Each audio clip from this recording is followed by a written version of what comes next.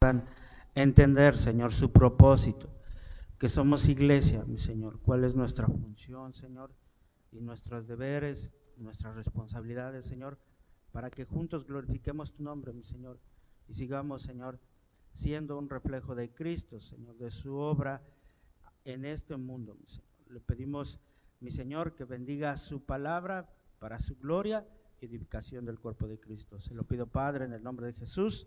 Amén y amén. Pueden tomar su lugar. Bien, el tema de esta mañana lo he titulado ¿qué constituye la iglesia? Bueno, si hay algo que la Biblia enseña claramente es que la salvación es individual, ¿verdad? Es el resultado de esa confianza de haber depositado nuestra fe en Cristo cuando escuchamos el Evangelio, ¿verdad? Porque vimos nuestra condición, nuestro pecado y reconocimos que necesitábamos ser perdonados y salvados. Entonces nos aferramos a la obra que Cristo hizo por nosotros en la cruz del Calvario, ¿verdad? Nos aferramos a la obra de Cristo solo por la fe. Tú fuiste quien creíste, tú te arrepentiste, nadie lo hizo por ti, salvo la convicción que el Espíritu Santo te dio, pero fue personal, algo entre tú y Dios. Yo tengo 3 hijos y yo no me puedo arrepentir, no puedo creer por ellos, ¿verdad? Ellos deben de venir a Cristo en arrepentimiento y fe, como veíamos el jueves, para que sus pecados sean perdonados y Cristo les conceda la salvación y la vida eterna. Pero así como la Biblia enseña que la salvación es personal, también la Biblia enseña que no fuimos salvados para vivir la vida cristiana de manera personal o individual. Todos los que hemos creído en Cristo hemos sido colocados dentro del cuerpo de Cristo, como estuvieron nuestros hermanos exponiendo hace 2 semanas atrás, ¿verdad? Que por la obra del Espíritu Santo fuimos bautizados en el cuerpo de Cristo. Nosotros, los que hemos creído en Cristo, formamos parte de una comunidad de creyentes que la Biblia llama iglesia. Entonces, si profesas ser cristiano, si has creído en Cristo como su Señor y Salvador, debes pertenecer a una iglesia local, al cuerpo de Cristo, que es considerado como uno solo, y a este cuerpo se le conceden todos los privilegios especiales del Evangelio, todos los privilegios que Cristo ha comprado por nosotros en la cruz. Los cristianos somos seguidores de Cristo, pero necesitamos del cuerpo de Cristo si queremos seguir a Cristo. Eso es lo que nos enseña Jesús a través de la gran comisión. Él dirige la obra del Evangelio que debe realizarse dentro del contexto de la iglesia. Jesús dijo, id y haced discípulos, bautizándolos en el nombre del Padre, en el nombre del Hijo y en el nombre del Espíritu Santo, enseñándoles a que guarden todo lo que yo les he mandado. Jesús dijo, enséñenles todo lo que les he mandado. Y esa enseñanza continua y ese discipulado no se hace de forma aislada. Se hace dentro del contexto de la iglesia. Para eso Cristo edificó su iglesia y cada verdadero creyente ha sido colocado dentro del cuerpo de Cristo, que es la iglesia. Y esto lo digo por aquellas ideas que a veces surgen, ¿verdad? De decir, yo no voy a la iglesia porque yo no necesito la iglesia, yo no voy a la iglesia porque yo no sigo a hombres, solo yo y Cristo, yo tengo mi relación personal con Él. Pero mis hermanos, estar en Cristo es estar en la iglesia. Amar a Cristo es amar a la iglesia. Tener una relación con Cristo es tener una relación con la iglesia. Es amar, cuidar, trabajar, servir, comprometerse, involucrarse con la iglesia. Eso es estar en Cristo.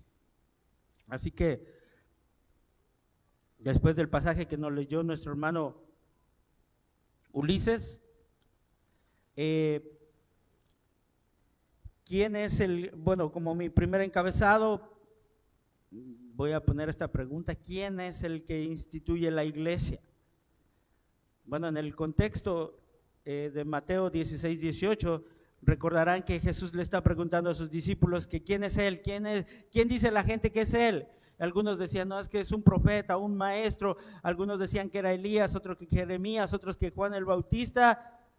Pero a Cristo no le importa qué piensa tanto la gente, sino qué piensan sus discípulos acerca de Él.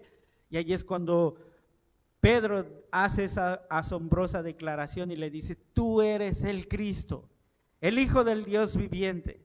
Y entonces Jesús le responde, bienaventurado eres Simón. ¿Por qué? Porque esa fe que hay en ti no es el resultado de lo que vistes, no es el resultado de tu intelecto, no es por sopesar opiniones de otros hombres a la cual tú llegaste a esa conclusión, no, sino porque te fue revelado por la iluminación que Dios produjo en ti para que tú creyeras que yo soy el Cristo, el Hijo del Dios viviente. Por eso somos bienaventurados. Y es ahí también cuando Simón recibe un nombre y por eso dice, yo también te digo que tú eres Pedro. Y la palabra que encontramos aquí, Pedros, viene de la palabra griega Petros, que significa una piedra, un pedazo de piedra, una piedra pequeña. Pero por primera vez en el Nuevo Testamento, el Señor declara que Él edificará su iglesia y sobre esta roca edificaré mi iglesia. Y está hablando de futuros miembros con una fe en común, formando juntos un templo espiritual en el que Dios morará. El Señor Jesucristo estaba anunciando lo que haría con aquellos que, al igual que Pedro, con la fe dada por Dios, con esa iluminación del Espíritu Santo, para confesarle a Cristo como el Mesías, como el Hijo del Dios viviente, entonces cada verdadero creyente va a conformar su iglesia. Y otra vez vuelvo a leer Mateo capítulo 16 versículo 18, y yo también te digo que tú eres Pedro, y sobre esta roca edificaré mi iglesia, y las puertas del Hades no prevalecerán contra ella. Y aquí en este pasaje, en el original hay un juego de palabras, pero en nuestro español no lo podemos ver. Pero la versión del Jubileo, de la Biblia del Jubileo, lo muestra claramente y se los voy a leer. Mas yo también te digo que tú eres Pedro, una piedra pequeña, y sobre la piedra grande edificaré mi iglesia, y las puertas del Hades no prevalecerán contra ellas. Cuando el Señor Jesucristo dice sobre lo que va a construir su iglesia, ya no usa la palabra Petros, una piedra pequeña, sino usa la palabra Petra, que significa una roca firme. La iglesia está construida sobre una roca que no puede caer. Y esta roca es Jesús, el Hijo del Dios viviente. Esa es la roca, Él es la roca sobre la que está edificada la iglesia. Es como si Jesús le estuviera diciendo a Pedro, Pedro, tú eres la primera persona que ha comprendido que yo soy el Mesías. Por tanto, tú eres la primera piedra, una piedra fundamental, el principio de la iglesia que yo estoy fundando. Y a partir de entonces, todos los que compartimos la misma fe que Pedro, somos piedras vivas añadidas a la iglesia de Cristo. Ahora quiero que vayamos a la carta del apóstol Pedro, la primera carta en el capítulo 2. Le voy a dar lectura a los versículos 4 y 5. Aquí está la misma relación de piedra y piedras. Y miren lo que dice la Escritura. Acercaos a Él, piedra viva, desechada ciertamente por los hombres, mas para Dios escogida y preciosa. Vosotros también, como piedras vivas, sed edificados como casa espiritual y sacerdocio santo, para ofrecer sacrificios espirituales aceptables a Dios por medio de Jesucristo. Ahí está la misma palabra, piedra y piedra y piedras. Pedro resuelve el tema en cuestión de quién es la piedra principal. No es él. ¿Quién es? Cristo. Y Pedro, así como cualquier otro verdadero creyente, no es más que otra piedra viva construida sobre la roca que es Cristo, edificados sobre la obra de Cristo y unidos unos a otros. Por la fe formamos un templo espiritual en el que Dios habita. Y Jesús dijo, aunque las puertas del Hades se levanten contra ellas, aunque los ataques del enemigo vengan en contra de la iglesia permanecerá firme, inconmovible, porque la verdad de Dios sobre la cual descansa la fe de la iglesia permanecerá inquebrantable, porque descansa en Cristo. Y esa es una promesa maravillosa. Para todos aquellos que estamos unidos a Cristo, permaneceremos hasta el final. Cada persona que ha puesto su fe en Jesús será salva. Porque esta promesa que se hace a la iglesia pertenece a cada uno de sus miembros, ya que todos somos uno en Cristo. Así que, mis amados hermanos, el propósito de Cristo al venir a este mundo, a morir en una cruz, fue para formar un cuerpo, una sola iglesia, constituida por muchos miembros que están unidos entre sí como piedras vivas. Nosotros hemos visto, ¿verdad? Cuando las personas van a empezar a construir, llega el material y empiezan a traer los bloques por secciones y el cemento y la varilla. ¿Un bloque constituye una pared? No, ¿verdad? Ni aunque estén todos los bloques apilados, no constituyen una pared.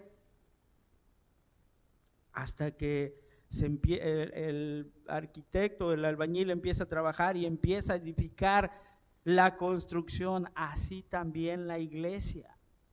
Así que, mis amados, lo que intento decirles es que sin esa unidad, sin ese compromiso, sin ser parte activa de la iglesia, no estamos cumpliendo con el propósito por el cual Cristo nos salvó. Cristo constituyó su iglesia. Cristo le pertenece a la iglesia. Tú eres la iglesia. Ahora déjenme explicar algunos conceptos de lo que es la iglesia. Cuando el Señor Jesucristo dijo, sobre ti edificaré mi iglesia, esta es la primera mención del término iglesia. La palabra iglesia que encontramos aquí es una palabra griega compuesta por la preposición ek, que significa fuera, y el verbo kaleo, eclesia. El verbo kaleo significa llamar. Por lo tanto, el término iglesia denotaba originalmente a un grupo de ciudadanos llamados de donde estaban, ¿sí?, a reunirse en una asamblea con un propósito concreto. Así que podemos darnos una idea de que la Biblia llama iglesia al conjunto de cristianos a quienes Dios ha llamado del pecado para que entren en una comunión con su Hijo Jesucristo. ¿Por qué les digo esto? Porque cuando nosotros escuchamos el término iglesia, ¿en qué pensamos? En el edificio, ¿verdad? Pero mire lo que dice la Escritura, Hechos de los Apóstoles, capítulo 8, versículo 3. Quiero que se den una idea de qué era lo que Jesús pensaba cuando pensaba en la iglesia, cuando le estaba diciendo a Pedro, sobre ti edificaré mi iglesia. Miren lo que dice Hechos de los Apóstoles, capítulo 8, versículo 3. Y Saulo asolaba la iglesia, y entrando casa por casa, arrastraba a hombres y a mujeres y los entregaba a la cárcel.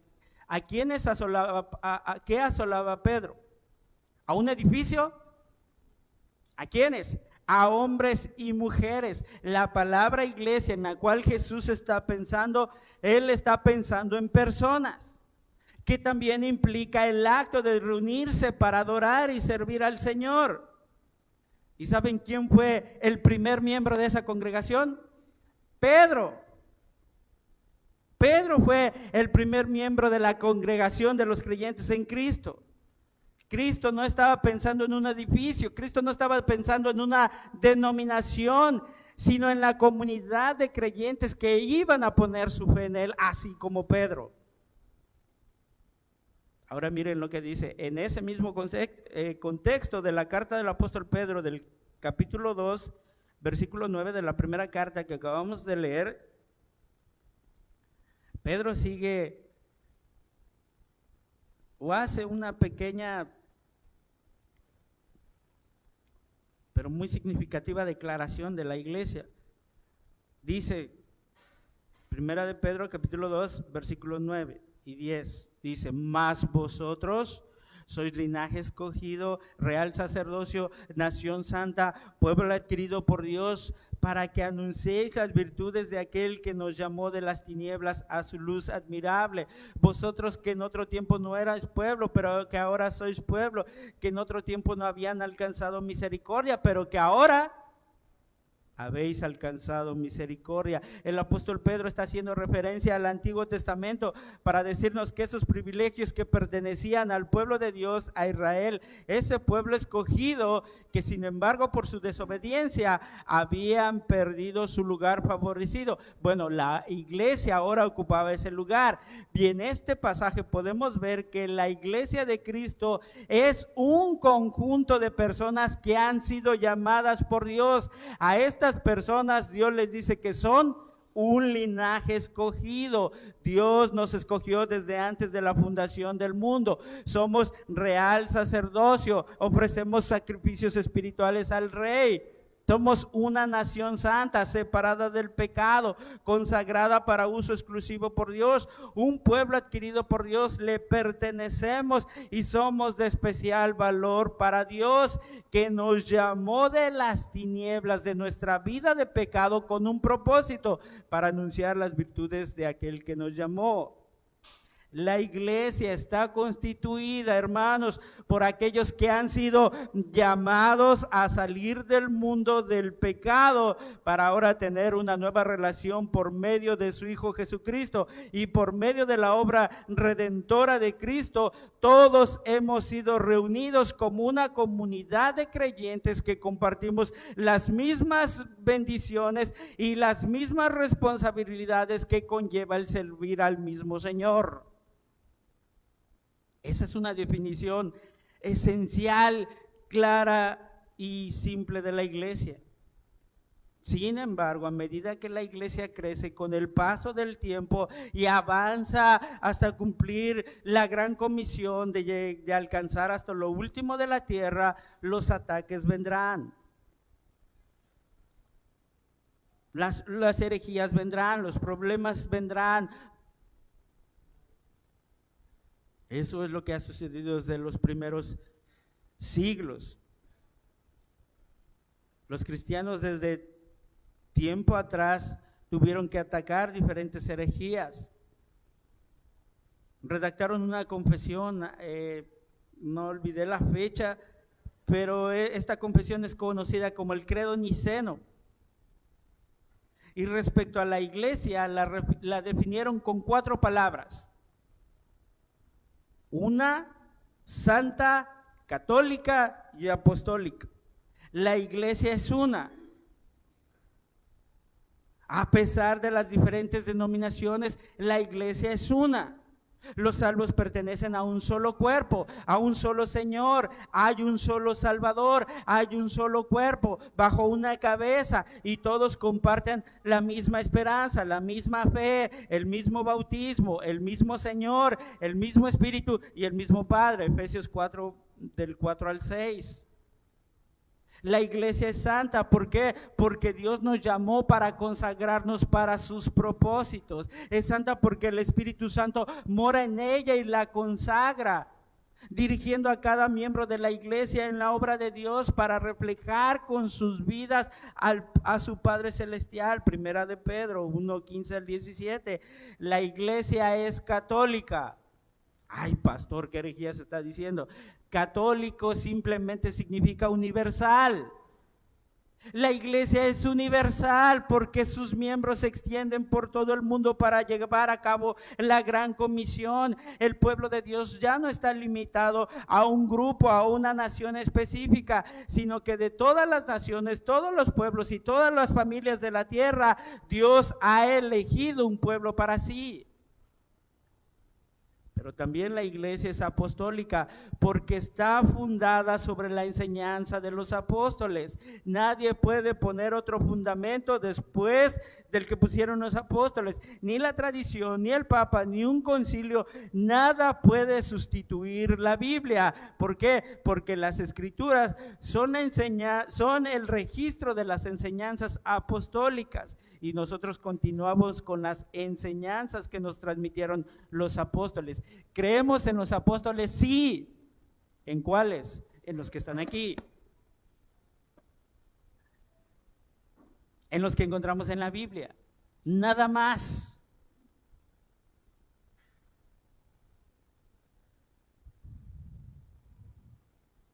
Todo esto surgió bajo el contexto del ataque, hermanos, de muchas herejías.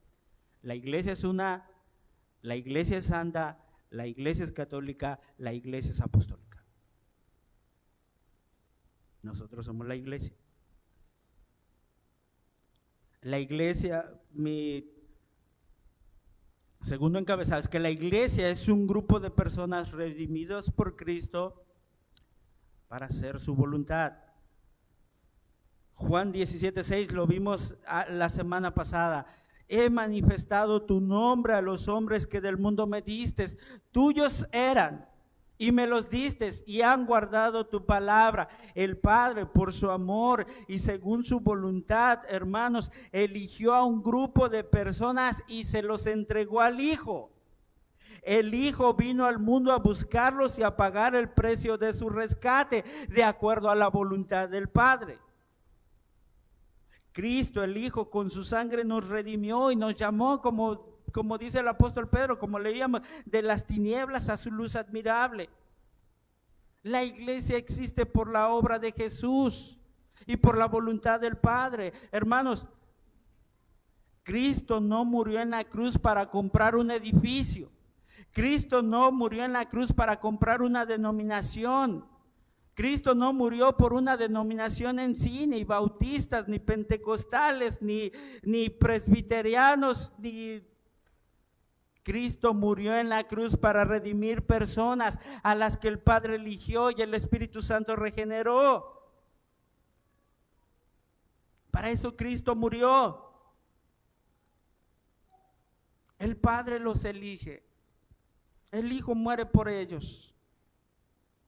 Así como tú no elegiste quién iban a ser tus hermanos de sangre, o quién querías que fuera tu papá, o quién querías que fuera tu mamá, así tampoco eliges quiénes van a ser tus hermanos o hermanas en la fe. Dios los elige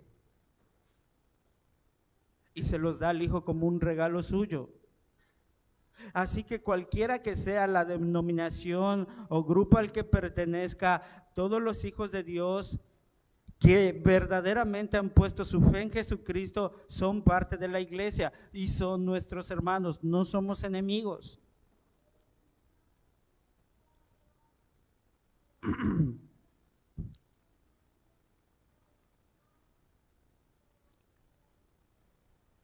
Y a todo ese grupo de hermanos los llamó individualmente, pero no para vivir individualmente, sino por causa de nuestra unión con Cristo, estamos unidos a todos aquellos que también han creído en Cristo. Y también vimos la semana pasada cómo es la clase de unidad que Dios requiere de nosotros. Es una unidad como la que existe entre la Trinidad. Así como tú y yo, Padre, somos uno, así que ellos sean uno, que sean perfectos en unidad. Nosotros estamos llamados a representar esa unidad invisible, única, irrepetible. ¿Para qué dijo Jesús?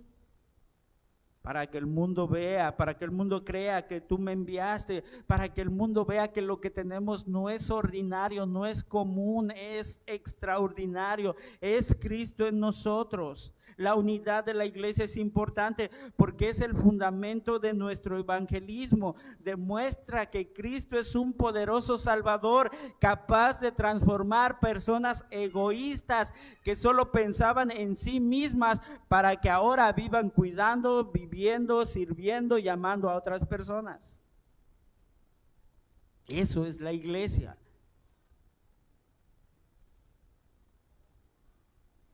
La iglesia es el lugar, hermanos, donde el evangelio, la palabra, no solamente es predicado, sino es puesto en práctica, es modelado, es vivido entre nosotros los miembros. Juan 13:34, un texto tan conocido: un mandamiento nuevo os doy, que os améis unos a otros como yo os he amado, que también os améis unos a otros. Esa es nuestra responsabilidad como discípulos. Ahora, ¿amar al prójimo es un nuevo mandamiento? No. Lo nuevo es la dimensión del amor, como dice Jesús: así como yo os he amado, de esa manera deben amarse unos a otros. Versículo 35. En esto conocerán todos que son mis discípulos. Si son reformados, si son presbiterianos, si son pentecostales, si se bautizan por inmersión, por aspersión, si toman Santa Cena cada semana. No. Si tuvieren amor los unos por los otros, por esa razón seremos conocidos como discípulos de Cristo, por la disposición que tenemos de amar a aquel que Dios ha puesto a nuestro lado. Aunque a veces esa persona es una persona difícil de amar. Eso es vivir el evangelio. Eso es hacer la voluntad de Dios. Para eso fuiste llamado. Ahora, ¿dónde vas a practicar el amor si no perteneces a una iglesia? Y si nosotros no nos estamos amando unos a otros, ¿cómo es que la gente va a conocer que realmente somos discípulos de Cristo?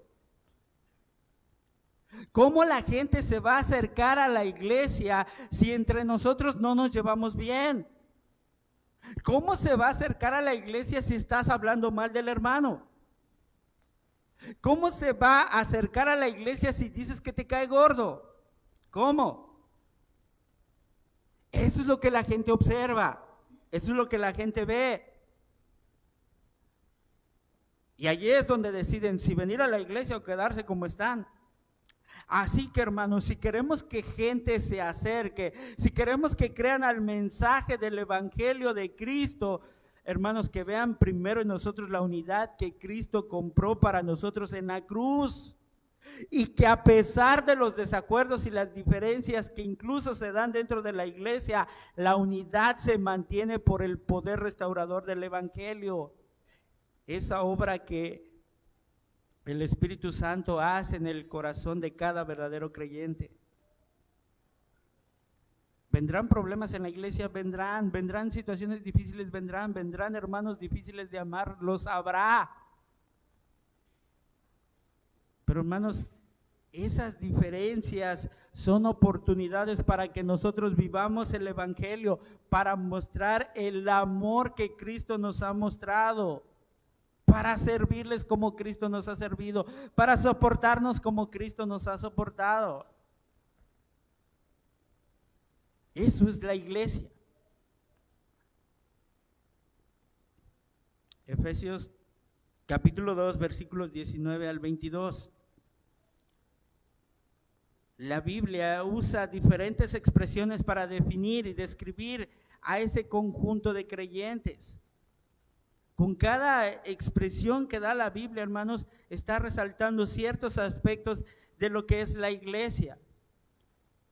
Y aquí vamos a ver algunos como cuerpo, familia, pueblo. Mire lo que dice Efesios. Así que ya no soy extranjeros ni advenedizos, sino conciudadanos de los santos y miembros de la familia de Dios, edificados sobre el fundamento de los apóstoles y profetas, siendo la piedra principal del ángulo Jesucristo mismo. Ahí está la piedra otra vez, en quien todo el edificio bien coordinado va creciendo para hacer, ¿cuántos templos? Un templo santo en el Señor, en quien vosotros también sois juntamente edificados para morada de Dios en el Espíritu. ¿Qué es la iglesia? Dice Pablo, es un pueblo, ya no son extranjeros. Y extranjeros habla de alguien sin hogar, sin familia, ya no son advenedizos, ya no son foráneos, ya no están fuera de su tierra, sino que ahora comparten con el pueblo santo de Dios los mismos derechos. Somos nación santa. Pertenecemos a una nueva comunidad formada por Cristo. Pertenecemos a una familia, la familia de Dios. ¿Pueden ir viendo qué es la iglesia? Una familia. ¿Por qué está constituida por familias? ¿Qué constituye la familia? Personas.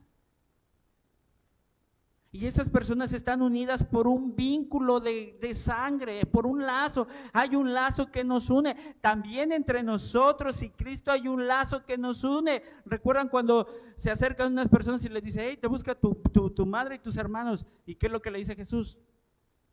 Mi madre, mi padre, mis hermanos son los que hacen la voluntad del Padre. Hay un vínculo que nos une. Hay un cuerpo donde Cristo es la cabeza. Un pueblo con los mismos derechos en los pactos y promesas que Dios ha dado a lo largo de la historia de la redención.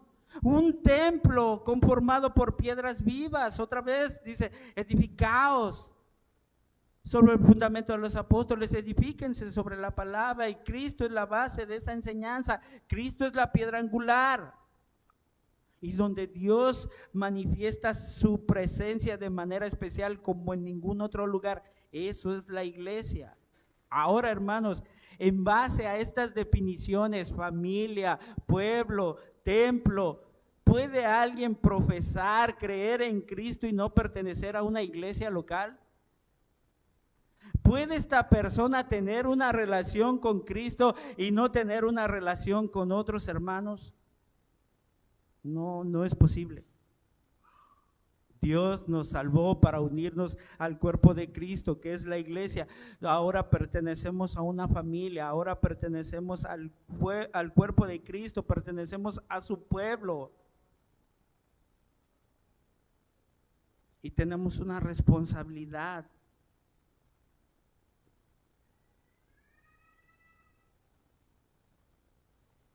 Ahora, ¿qué no es la iglesia?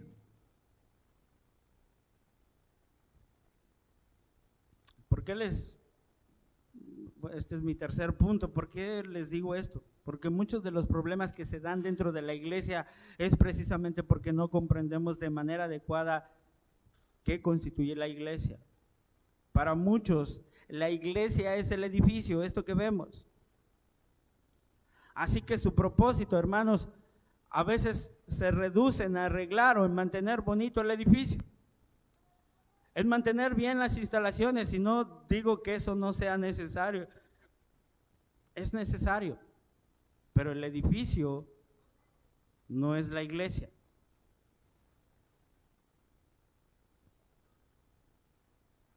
O a veces se limita a tener actividades que no tienen un impacto más allá de estas 4 paredes. Y a veces, hermanos, así como estas 4 paredes son frías, esos lugares también son igualmente fríos. Cristo no dijo que Él edificaría un edificio de piedra, sino una iglesia. Y hermanos, no es un lugar para ir. Ahorita vengo, ¿a dónde vas? Voy a la iglesia. Vemos el edificio de reunión así como los israelitas veían el templo en el Antiguo Testamento, y creemos que cuando vamos a la iglesia vamos para estar en la presencia de Dios. Y así terminamos llamando casa de Dios al edificio. Y perdemos de vista el significado de pasajes importantes como 1 Corintios. ¿No sabéis que sois templo de Dios y que el Espíritu de Dios mora en vosotros? Y si alguno destruyere el templo de Dios, Dios lo destruirá a él, porque el templo de Dios, el cual sois vosotros, santo es. Hermanos, nosotros somos el lugar donde el Señor mora. Nosotros somos el templo de Dios.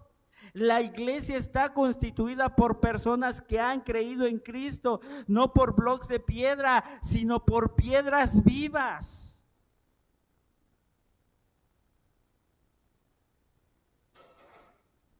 Después de que Cristo murió, recuerdan que el velo que separaba el lugar santo del lugar santísimo se rasgó de arriba abajo. ¿Por qué? Bueno, porque eso nos daba a entender que la presencia del Señor ya no estaba restringida a edificios y a casas. Ahora todos nosotros tenemos acceso a la presencia de Dios por medio de Cristo. ¿Recuerdan lo que le dijo la mujer samaritana a Cristo? Ustedes dicen que moran allá, ustedes dicen que adoran allá y nosotros decimos que se debe de adorar aquí. ¿Dónde se debe de adorar, Señor? Ay, mujer, vendrá la hora cuando los verdaderos adoradores adorarán ¿en qué? En espíritu y en verdad, no en un lugar físico. Ya no estamos limitados, hermanos. La presencia de Dios está donde nosotros vayamos. La iglesia no es el edificio. ¿Recuerdan que Pablo ¿qué asolaba Pablo? A mujeres y personas, ¿verdad? Y cuando Jesús se le aparece camino a Damasco, ¿qué le dice? Saulo, Saulo, ¿por qué persigues a la iglesia? ¿Por qué me persigues?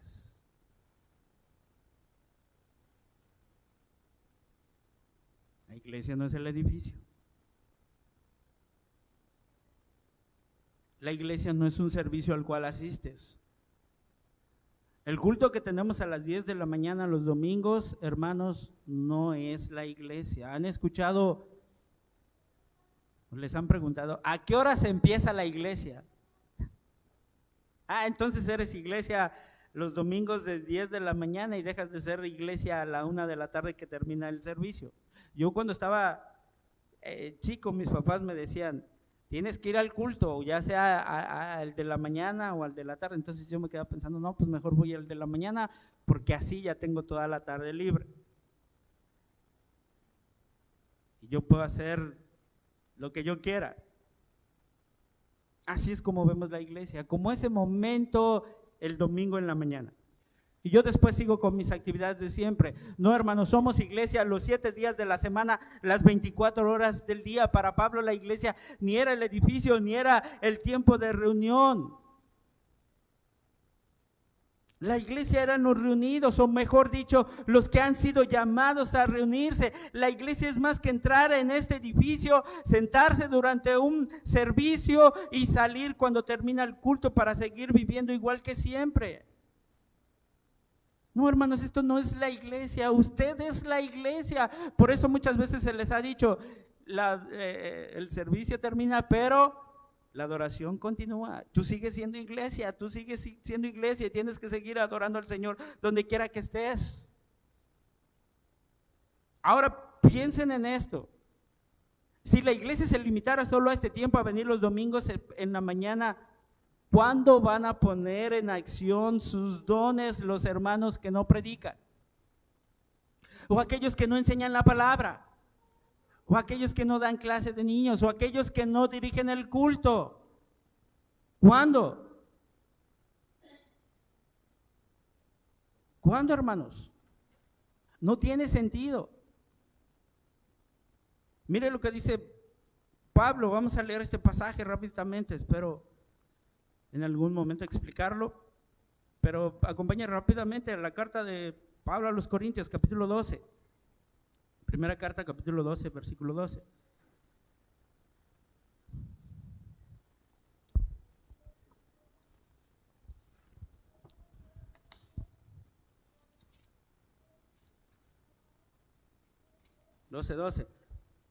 Porque así como el cuerpo es uno y tiene muchos miembros, pero todos los miembros del cuerpo, siendo muchos, son un solo cuerpo, así también Cristo. No sé si se dieron cuenta, pero Pablo está hablando de la iglesia y está usando la analogía o la metáfora, como nos explicaba el pastor Rafa, la metáfora del cuerpo, y dice que así como el cuerpo tiene muchísimos miembros y son un solo cuerpo, así la iglesia. ¿Dice eso? ¿Qué dice? Así también Cristo. ¿Por qué? Porque estar en Cristo es estar en la iglesia. Estar en la iglesia es estar en Cristo. Hablar de la iglesia es hablar de Cristo. Seguimos. Versículo 13 y 14, porque por un solo espíritu fuimos todos bautizados en un cuerpo, sean judíos o griegos, sean esclavos o libres, y a todos se nos dio de beber de un mismo espíritu. Además, el cuerpo no es un solo miembro, sino muchos. Yo no sé ustedes si han visto de esas caricaturas donde luego pasan manos con ojos y pies y así. ¿Eso se podría constituir como un cuerpo? No sé qué sea, pero eso no es un cuerpo. Una iglesia no está constituida, hermanos, solo por ojos, por pies. Como no está constituida por puros pastores, como vamos a ver adelante, son muchos miembros, un solo cuerpo. Versículo 15 al 18. Si dijera el pie, porque no soy mano, no soy del cuerpo, por eso no será del cuerpo. Y si dijera la oreja, porque no soy ojo, no soy del cuerpo, por eso no será del cuerpo. Si todo el cuerpo fuese ojo, ¿dónde estaría el oído? Si todo fuese oído, ¿dónde estaría el olfato? Mas ahora Dios ha colocado los miembros, cada uno de ellos, en el cuerpo como Él quiso. Hermanos, unos son manos, otros pies, otros cabeza, otros boca, otros oídos. Unos son muy visibles, otros no tanto. Pero hermanos, recuerdo el ejemplo que nos daba nuestro hermano, porque los dedos de mis pies no se ven, por eso no son importantes. No, ¿verdad? Porque si no los tenemos, perdemos el equilibrio. Todos somos indispensables. Versículo 19 al 26, porque si todos fueran un solo miembro, ¿dónde estaría el cuerpo? Pero ahora son muchos los miembros, pero el cuerpo es uno solo. Ni el ojo puede decir a la mano, no te necesito, ni tampoco la cabeza a los pies, no tengo necesidad de vosotros. Antes bien, los miembros del cuerpo que parecen más débiles son los más necesarios, y aquellos del cuerpo que nos parecen menos dignos, a estos vestimos más y más dignamente, y los que nosotros son menos decorosos se tratan con más decoro, porque los que nosotros son más decorosos no tienen necesidad, pero Dios ordenó el cuerpo, dando más abundante honor al que le faltaba, para que no haya desaveniencia en el cuerpo, sino que los miembros todos se preocupen los unos por los otros, de manera que si un miembro padece, todos los miembros se duelen con él, y si un miembro recibe honra, todos los miembros se gozan con él. Hermanos, hermanas, todos constituimos la iglesia, todos somos importantes. Ahora bien, esta iglesia está constituida por un grupo de personas que han creído en Jesucristo y nos reunimos cada semana con el propósito de adorarle. Pero este grupo está constituido por personas imperfectas, fallamos, pecamos.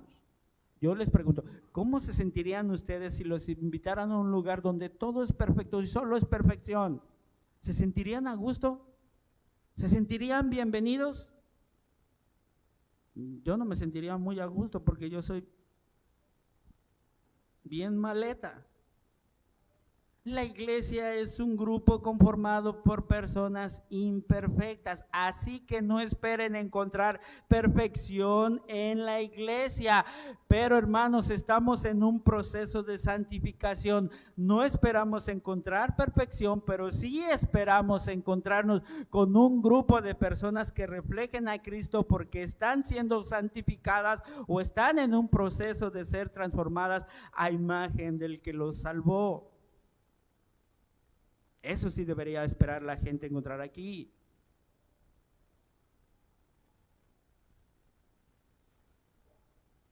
Para otros, la iglesia es un lugar donde acuden los domingos solo por cumplir.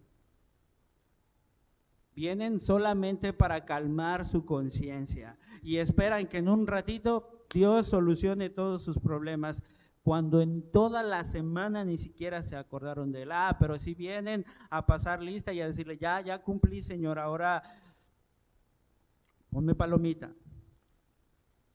Y tienes que bendecirme, Señor. Yo ya cumplí, ahora me tiene que ir bien. No, eso no es iglesia. Y hermano, hermana, deberías preocuparte si no te reúnes constantemente en una iglesia. De ahí la exhortación: no dejen de congregarse como muchos tienen por costumbre. Pero si tú crees que por tu asistencia a la iglesia depende tu salvación, hermanos, estás muy equivocado. Ir a la iglesia no puede salvarte, nada de lo que hagas puede salvarte, solo el sacrificio de Cristo en la cruz puede hacerlo. La salvación, hermano, la da Cristo por la fe, no a través de una institución.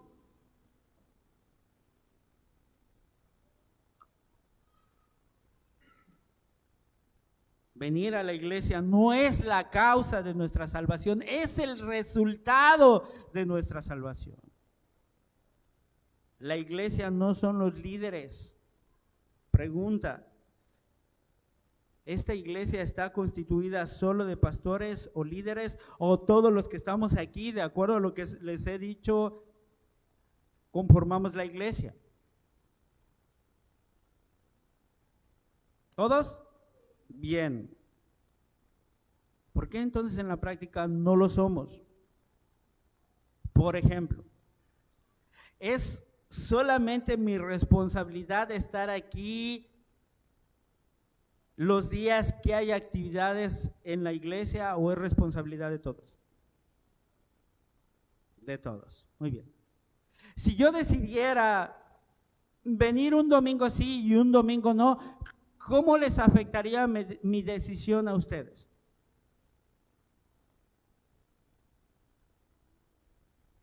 A lo mejor una semana se quedan sin exposición, no sé, al menos que alguien diga, ¿sabe qué, hermano? Yo lo hago, no lo sé. ¿Por qué entonces piensas que cuando tú decides no venir un día a la iglesia, eso no afecta a la iglesia? Hoy no voy a ir, hoy me voy a ir a la playa, hoy me voy a quedar a descansar, hoy no tengo ganas, hoy veo la transmisión por Facebook. ¿Sabe por qué pensamos así? Porque pensamos que la iglesia solo es pastor o los líderes. Él sí tiene la responsabilidad de ir, yo no. ¿Ven?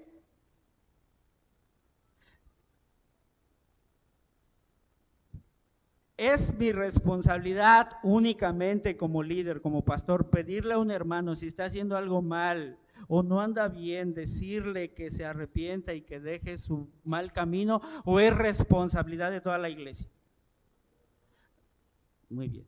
Exhortaos, un texto tan conocido, los unos a los otros cada día, entre tanto que se dice hoy, para que ninguno de vosotros se endurezca por el engaño del pecado.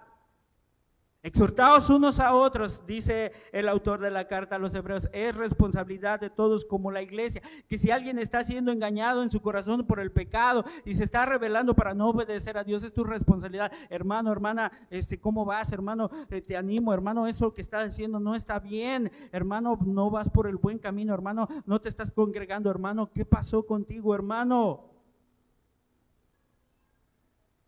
Pero ¿sabe qué es lo que pasa? Que a veces, no me estoy justificando, pero a veces el pastor es el único que lo hace. ¿Y sabe cómo lo toma la gente? Mal.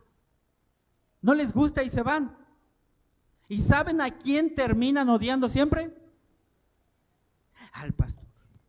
Es que yo solamente tengo problemas, es que tú.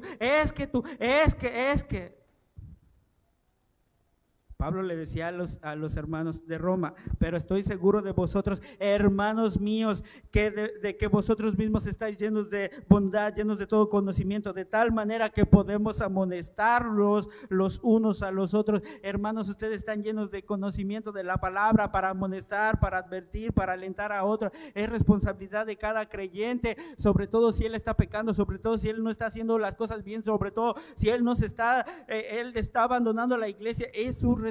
Eso es la iglesia. ¿Ven qué diferente es pensar que solo vienes a la iglesia y sentarte y juzgar y criticar y decir, es que esas flores no me gustan, es que esas flores se ven horribles, es que la música, es que las bocinas, es que el color de la pintura, es que el techo, es que los abanicos, es que no hay aire acondicionado, es que el púlpito, es que las sillas?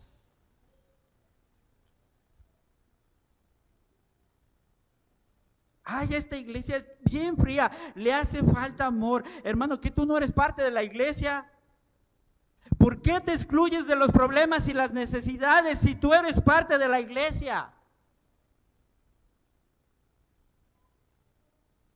Ese es nuestro entendimiento de la iglesia. Los líderes, el pastor. No, hermano, tú también eres parte de la iglesia.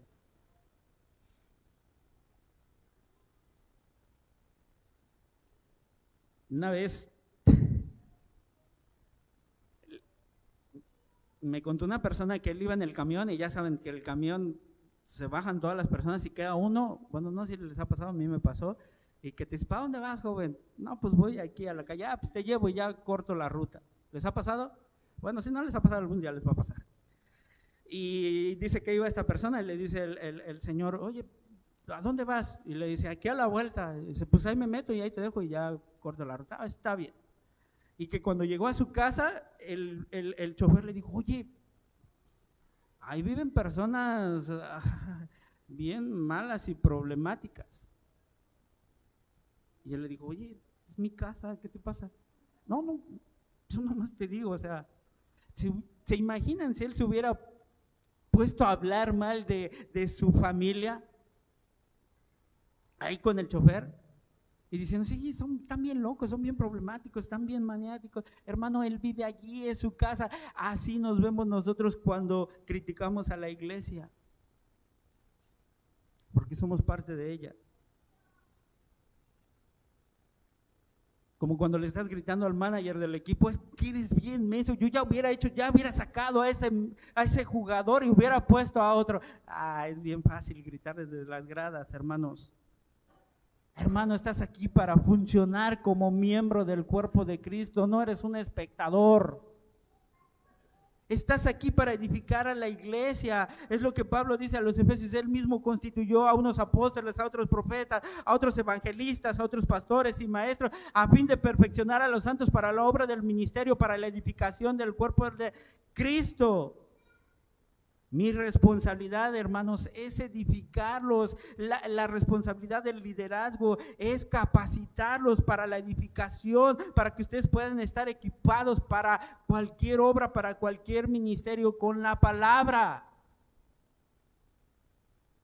Pero mire lo que sigue diciendo Pablo a los Efesios, sino que siguiendo la verdad en amor, crezcamos en todo en aquel que es la cabeza, esto es Cristo, de quien todo el cuerpo bien concertado y unido entre sí por todas las coyunturas que se ayudan mutuamente según la actividad propia de cada miembro, recibe su crecimiento para ir edificándose en amor. Hermanos, así como en el cuerpo todos los miembros están conectados unos a otros, en la iglesia, hermanos, todos estamos unidos a unos a otros, unos más visibles, pero todos somos indispensables. Estamos unidos por las coyunturas y las coyunturas están suministrando lo que el resto del cuerpo necesita. Hermanos, tú estás fungiendo esa función. Lo que Dios te ha dado lo necesita el otro hermano para que este cuerpo funcione de la mejor manera.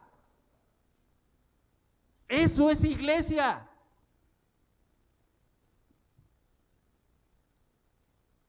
Donde cada uno pone sus dones en práctica para el bien de los demás. Eso es la iglesia.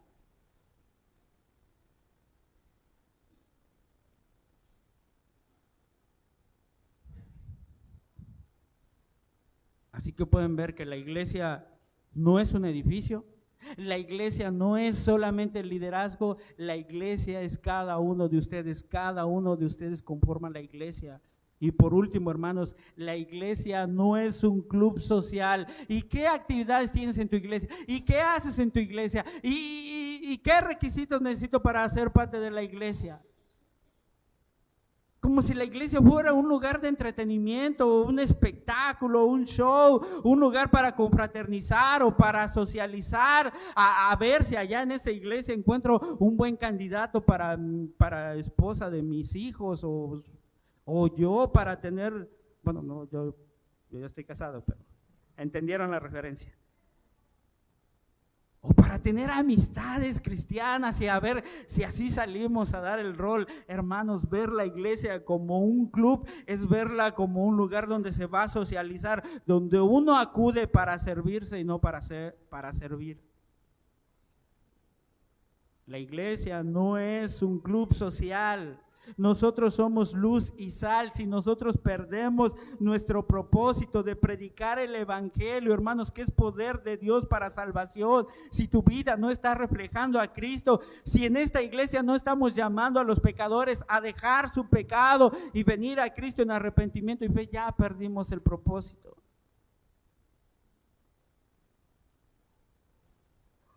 Hermanos, así que déjeme concluir con estas preguntas a raíz de lo que hemos visto. ¿Qué tan importante es la iglesia para usted? La manera en la que sirves es una muestra de que así como para Dios es importante su iglesia, ¿lo es para ti? ¿Qué es para ti la iglesia? Pues como un club. ¿Es un lugar para cumplir? ¿Es el tiempo de culto? ¿Qué es la iglesia para ti? Hermano, ¿vienes a la iglesia o eres iglesia?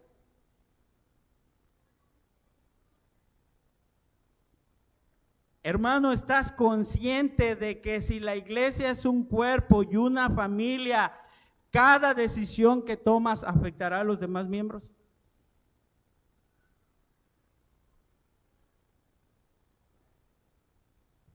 Cada decisión que tomes afectará a los demás miembros de la iglesia, no solamente a ti. Incluso, hermanos, si tú estás mal en tu vida, hermanos, si tu matrimonio, tu familia, hermanos, está mal, todo eso va a afectar a la iglesia. Somos un solo cuerpo. Somos una familia, somos un templo. Así que, hermanos, si somos uno, si solamente somos un cuerpo, aprendamos a vivir a la luz de esta verdad que la Escritura enseña.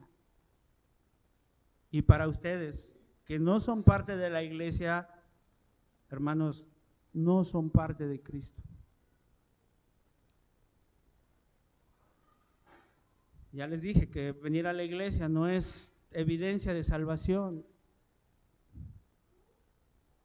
Pero hermanos, hablar de Cristo es hablar de la iglesia, amar a Cristo es amar a la iglesia, tener una relación con Cristo es tener una relación con la iglesia. Cree en el Señor Jesucristo y entonces todos tus pecados te serán perdonados. Recibirás por medio de la fe en el Señor Jesucristo la vida eterna. Serás unido a Él, serás miembro de su familia y parte del pueblo redimido que algún día reinará con Cristo por toda la eternidad. Vengan a Cristo y dejen de pensar que no son la iglesia, somos la iglesia. Vamos a ver.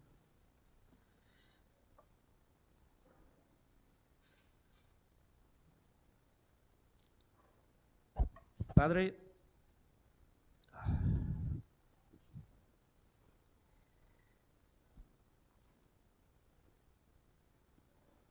le pedimos de su ayuda, de su guía, de su dirección, Señor, para que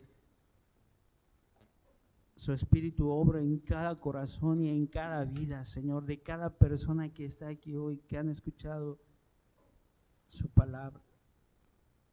Mi Señor, que dejemos de pensar en la iglesia, Señor, como solamente este tiempo, el edificio, Señor. Que veamos lo que realmente somos, que asumamos nuestra responsabilidad dentro y fuera de este lugar, Señor, como cuerpo de Cristo que somos. Ayúdanos a estar unidos en amor, Señor, que sean nuestras diferencias personales, Señor, nada a la luz, a la obra del sacrificio de Cristo. Que, Señor, ponga, Señor, en nosotros la misma mente que hubo en Cristo, que Él, siendo Dios, no estimó el ser igual a Dios, sino que se humilló y tomó la forma de hombre. Mi Señor, ¿qué derecho tenemos nosotros para aferrarnos a nuestra libertad, a nuestros derechos? ¿Qué derecho tenemos, Señor? Perdónanos y ayúdanos. Ayuda a esta manada pequeña, ayuda a este rebaño, Señor, para que cuando la gente nos vea, Señor, vean a Cristo en nosotros, vean su obra en nosotros, vean que el amor con el cual nos amamos es igual al amor con el que Cristo nos ha amado a nosotros. Y, Señor, estamos lejos de llegar a eso, pero ese es nuestro llamado como iglesia. Obra en el corazón de cada hermano para que no se vayan con esa idea, Señor, de que el culto termina, de que la iglesia termina cuando termina el culto. No, Señor. Que nuestra luz alumbre, Señor, donde quiera que seamos, donde quiera que vayamos, de modo que cuando la gente nos vea, glorifique tu nombre, porque no nos vea a nosotros, vea a Cristo en nosotros. Obra en esta iglesia, Señor, te lo pido, te lo ruego, Dios Espíritu Santo. Y ayúdenos, Señor, a estar unidos en Cristo y dejar de lado nuestras preferencias personales, así como Cristo. Te doy gracias, Señor, en esta mañana, en el nombre de Cristo Jesús. Amén.